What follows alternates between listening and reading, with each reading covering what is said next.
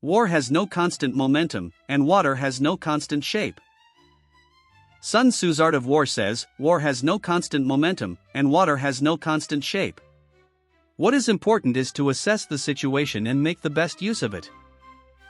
Thousands of years later, there was a believer, let's call him Mr. X, who vividly developed these 8 words in Silicon Valley, California. During his career, he rose to prominence with the power of Mongolia in the steppe. He made countless fortunes through various operations, and for a time he became an entrepreneurial model envied by everyone. However, due to God's calculations, the company and its employees were found guilty of stealing technology, so they had to sell their business at a low price, and many of their subordinates were imprisoned.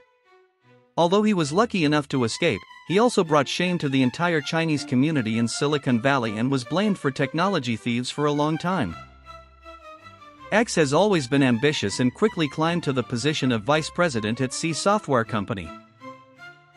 When his boss, Mr. Ka, gave him a task to kill a newly emerging rival, Company A, which was composed of several retired Chinese engineers, he realized that an opportunity had come and immediately proposed the so-called AK-47 project.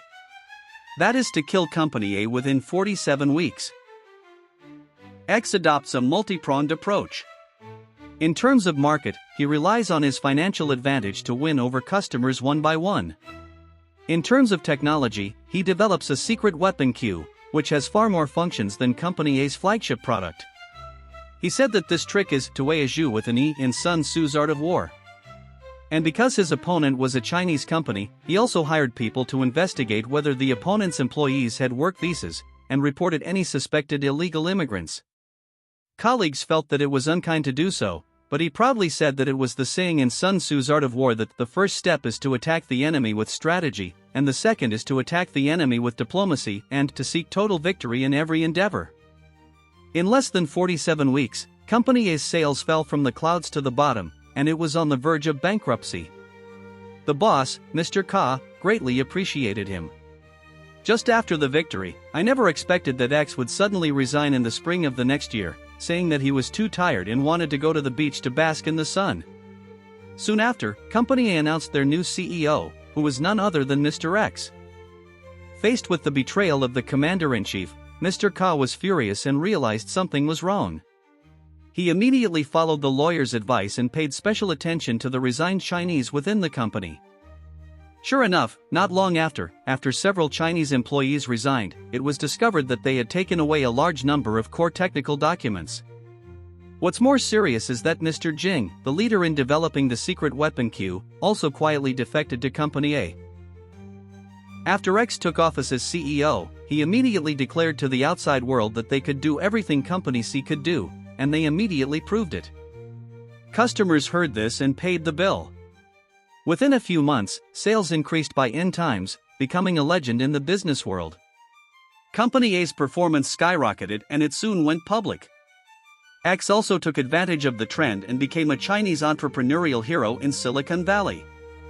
In order to change the image of being a technology thief by Company C, he donated money, spread money, and did charity everywhere, which made Mr. Ka very angry.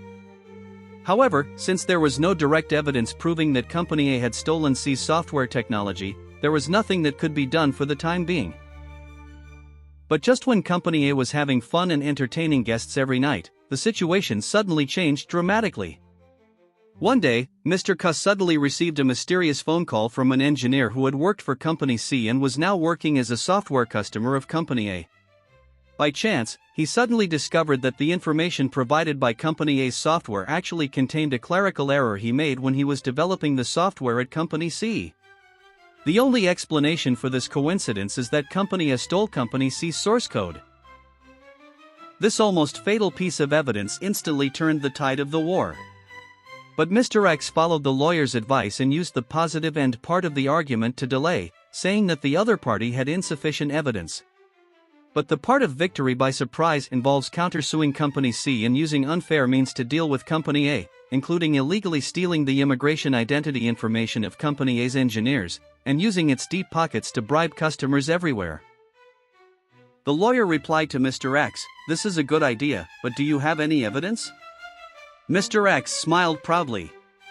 He said, "The person who did this was my subordinate in Company C, so of course I have detailed evidence. The lawyer was dumbfounded and said in surprise, I have been in the industry for so many years. This is the first time I have seen that you can defeat the other party by being a thief and suing yourself. Such a clever method. He laughed heartily and said, war is impermanent, and water is impermanent. How do you foreigners understand the wisdom of Sun Tzu's art of war? Even at such a disadvantage, X still relied on counter-control to stall the battle, and continued to do charity to improve his image. While fighting and walking, A's annual sales continued to grow, reaching hundreds of millions of dollars. After 5 years of litigation, he finally lost the case, but X also accumulated enough financial resources to deal with it. Although his right-hand men were imprisoned, he was able to spend money to eliminate the disaster and escaped unscathed. X had a bad reputation in Silicon Valley. He knew he couldn't survive, and he was as smart as he was, so he immediately fled back to the Chinese community to stay warm.